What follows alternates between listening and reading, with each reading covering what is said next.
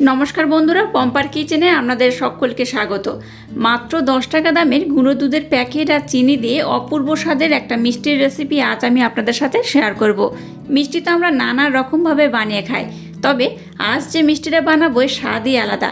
একবার বানিয়ে খেলে দোকান থেকে অন্য কোনো মিষ্টি আর কিনে খেতে ইচ্ছাই করবে না। শুধু তাই নয়, এই মিষ্টিটা বানাতে এতটাই কম সময় লাগে যে খুব সহজে অতিথি আপ্যায়নও করতে পারবেন। আর যাকে বানিয়ে খাবেন সেই আপনাকে ভীষণ প্রশংসা করবে, আর একবার খেলে স্বাদ মুখে লেগে থাকবে। তাহলে চলুন দেরি না করে আজকের এই অপূর্ব স্বাদের মিষ্টির রেসিপিটা দেখে নেওয়া যাক। আজকে গুঁড়ো দুধের এই মিষ্টিটা বানানোর জন্য দেখুন এখানে আমি 10 টাকা দামের গুঁড়ো দুধের প্যাকেট নিয়েছি।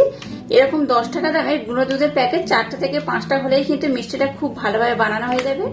এই গুঁড়ো দুধের প্যাকেট থেকে দুধটাকে আমি এই পাত্রের মধ্যে প্রথমে ঢেলে নেব।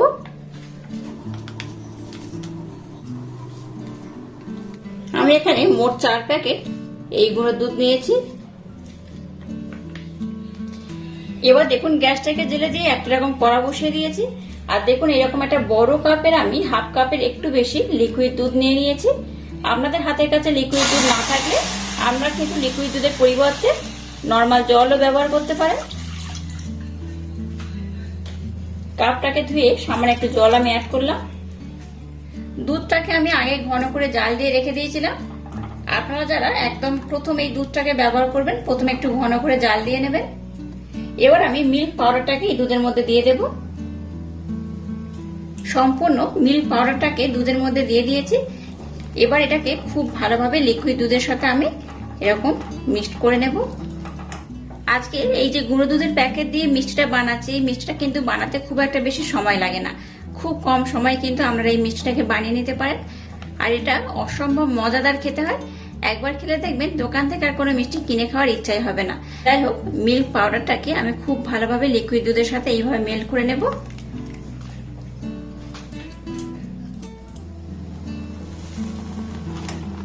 দুধটাকে দেখুন আমি কিন্তু বেশ ঘন করে জাল দিয়ে নিয়েছি। এই পর্যায়ের মধ্যে দিয়ে দেবো ব্লেন্ড করে রাখা চিনি। চিনিটাকে আমি খুব ভালোভাবে ব্লেন্ড করে নিয়েছি। ব্লেন্ড করে রাখা চিনিটা এর মধ্যে আমি দিয়ে দিলাম। চিনিটাকে দিয়ে আবার এটাকে আমি একটু ঘন করে জাল দিয়ে নেব। এবার দেখুন আমি নিয়ে নিয়েছি পনির। পনিরটাকে কিন্তু আপনারা কম বেশি করে দিতে পারেন। কেউ চাইলে 100 গ্রাম 200 গ্রাম বা দুধটা যেমন ব্যবহার করবেন তার উপর ডিপেন্ড করে কিন্তু পনিরটা দেবেন। এই পনিরটাকে আমি গ্রেটারের মাধ্যমে খুব সুন্দর করে কিন্তু গ্রেট করে নেব। হাত দিয়ে যদি নর্মাল ভাবে মেখে নেন তাও হবে, তবে গ্রেট করলে কিন্তু এটা একদম ঝুরো ঝুরো হয়ে যায়। তাতে করে কি হবে, মিষ্টিটা কিন্তু খুব সুন্দর হবে, দেখতেও সুন্দর হবে, খেতেও কিন্তু দারুণ লাগবে। দেখুন সম্পূর্ণ পনিরটাকে আমি খুব ভালোভাবে গ্রেট করে নিয়েছি। আর যে পনিরগুলো একটু ভেঙে গিয়েছে সেগুলো কিন্তু হাতের মাধ্যমে এইভাবে একদম ঝুরো ঝুরো করে নেবেন। আর দেখুন এইভাবে কিন্তু ঝুরো ঝুরো করে পনিরটাকে নিতে হবে। 2 মিনিট পর আবার আমি ফিরে এলাম। দেখুন 2 মিনিট পর আমি আপনাদের দেখাচ্ছি কত সুন্দর এটা ঘন হয়ে গেছে। দেখুন এটা কিন্তু একদম ঘন হয়ে গেছে। এই পর্যায়ে এখানে এলাচ পাউডার দিয়ে দেবো একদম অল্প করে। আর যে পনিরটাকে দেখুন আমি একদম ঝুরো ঝুরো করে গ্রেট করলাম সেটাকে এর মধ্যে আমি দিয়ে দেব। সম্পূর্ণ পনিরটাকে কিন্তু আমি দিয়ে দিয়েছি। এবার এই দুধ পনির একসাথে কিন্তু খুব ভালোভাবে কন্টিনিউ ঘন করে একদম মাখমাখ করে জাল দিয়ে নিতে হবে। গ্যাসের ফ্লেমটাকে একদম লো টু মিডিয়াম রেখে এটাকে কিন্তু আমি খুব ভালোভাবে কিন্তু একটু ঘন করে জাল দিয়ে নেব। এখানে আমি আরো একটু উপকরণ অ্যাড করবো, তবে আর একটু পরে। আমি এটাকে আরো কিছুক্ষণ সময় দিয়ে একটু ঘন করে জাল দিয়ে নেব। এটা ঘন করার পর আমি দেখাচ্ছি মিষ্টনটা কেমন হবে আর কেমন হলে আজকের মিষ্টিটা একদম পারফেক্ট হবে। দেখুন মিষ্টনটাকে কিন্তু আমি আগের থেকে বেশ ঘন করে নিয়েছি, দেখতেই পাচ্ছেন অনেকটাই কিন্তু ঘন হয়ে গেছে। আর এইরকম কিন্তু দানা দানা হয়েছে। আচ্ছা, আপনাদের হাতের কাছে যদি টক দই থাকে টক দই দিয়েও কিন্তু এই মিষ্টিটা বানাতে পারে। টক দই হোক মিষ্টি দই হোক যে কোনো দই দিলেই কিন্তু এই মিষ্টিটা এইভাবে বানাতে পারে। আর পনির থাকলে কিন্তু বেশি বেটার হয়। এবার দেখুন কাজু আর আমন্ড এইভাবে আমি একদম টুকরো টুকরো করে গ্রেট করে নিয়েছি। এটাকে আমি দিয়ে দেবো।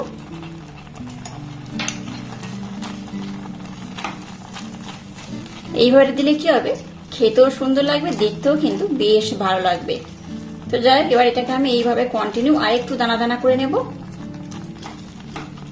এইভাবে কন্টিনিউ নাড়তে থাকবেন, দেখবেন এটা অটোমেটিক কিন্তু একদম দানা দানা হয়ে যাবে আর একদম কিন্তু শুকনো হয়ে যাবে। এখানে যেহেতু আমি পনির ব্যবহার করেছি তাই কিন্তু এখানে আর ঘির প্রয়োজন নেই। আপনারা চাইলে একটু ঘি ব্যবহার করতে পারেন, তবে দরকার নেই। এইভাবে এটাকে কন্টিনিউ নাড়াচাড়া করবেন, দেখবেন এটা অটোমেটিক খুব সুন্দর হয়ে যাবে। দেখতেই পাচ্ছেন আস্তে আস্তে কিন্তু একদম ক্ষীর হয়ে যাচ্ছে, একদম দানা দানা ক্ষীর যেমন হয় ঠিক কিন্তু সেইভাবে হয়ে যাচ্ছে। এটাকে আরেকটু আমি নাড়াচাড়া করব। যে কোনো মিষ্টি জিনিসে একটু লবণ দিলে ভালো লাগে, তাই দেখুন একদম সামান্য একটু লবণ শেষে আমি দিয়ে দেবো, একদম অল্প করে, খুব বেশি নয়, একদম সামান্য। লবণটা একদম প্রথমে দেবেন না, একদম শেষে সামান্য একটু দিয়ে দেবেন। তাতে করে কি হবে, মিষ্টির স্বাদটা কিন্তু দ্বিগুণ বেড়ে যাবে। অনেকে হয়তো লবণ নাও দিতে পারে, তবে লবণটা কিন্তু অপশনাল, আপনারা ব্যবহার নাও করতে পারেন। লবণটা দিলে কি হবে, আমার কিন্তু বেশ মিষ্টির স্বাদটা ভালো লাগে। যাই হোক, এটাকে আমি আবার একটু এইভাবে নাড়াচাড়া করে নেব। এবার দেখুন একদম শেষে একটু আমি চেরি ফল নিয়েছি, চেরিটাকে এইভাবে দিয়ে দেব। এখানে আমি একটাই চেরি ফল ব্যবহার করছি, খুব বেশি নয়, একটাই দিয়ে দিলাম। দেখুন এবার কিন্তু এটা দেখতে খুব সুন্দর হয়েছে। এই দেখুন একদম কিন্তু দানা দানা হয়ে গেছে, দেখতেই পাচ্ছেন। চেরি ফলটা দিতে কিন্তু আরো বেশি দেখতে ভালো লাগছে। এটা অপশনাল, ব্যবহার নাও করতে পারেন। এটা দিলে কিন্তু বাচ্চারা ভীষণ মজা করে খাবে। চেরি ফল বাচ্চা থেকে বড় সবাই ভীষণ আমরা পছন্দ করি, তো এইভাবে যদি একটু মিষ্টির মধ্যে দিয়ে দেন তাহলে কিন্তু দারুণ লাগে। তো যাই হোক, মিষ্টি দেখুন একদম রেডি হয়ে গেছে, আর এইরকম কিন্তু একদম ঝুড়ো ঝুড়ো হয়ে গেছে, দেখতেই পাচ্ছেন। এবার আমি গ্যাসটাকে বন্ধ করে দেব। আজকের মিষ্টিটা কিন্তু একদম রেডি হয়ে গেছে। মিষ্টির মিশ্রণটাকে দেখুন আমি একটা পাত্রের মধ্যে ঢেলে নিয়েছি, আর এই পরিমাণে কিন্তু হয়েছে মিশ্রণটা। এবার নিয়ে নিয়েছি এরকম মিষ্টির মোল্ড। এইরকম কিন্তু মোল্ড আপনারা বাজারে পেয়ে যাবেন। এইভাবে আমি নিয়ে নিলাম। এবার এই মিষ্টিগুলোকে আমি মোল্ডের মধ্যে ভরে দিয়ে দেব। এইভাবে আমার মতো একদম ইউনিক স্টাইলে আজকের এই মিষ্টিটা বানিয়ে দেখবেন, অপূর্ব খেতে হয়। আর একবার খেলে দেখবেন আপনাদের কিন্তু বারবার এইভাবে বানিয়ে খেতে ইচ্ছা হবে। এটাকে এইভাবে আমি একদম ভরে ভরে দিয়ে দেব।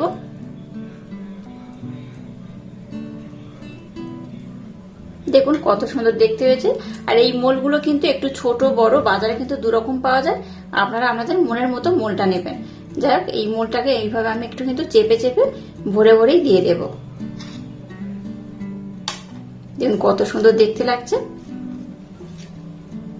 আর একটা মোলটা আমি নিয়ে নিলাম। মোলটাকে এইভাবে একটু আমি খুলে নেব। এইভাবে আমি আবারও দিয়ে দেব। এইভাবে একদম ইউনিক স্টাইলে এই ক্ষীরের মিষ্টিটা আমার মতো অবশ্যই একবার হলো ট্রাই করবেন। আশা করছি আপনাদের ভীষণ ভালো লাগবে। এইভাবে সমস্ত মোলগুলোর মধ্যে কিন্তু আমি খুব ভালোভাবে এই মিষ্টিগুলোকে ভরে ভরে দিয়ে দেব।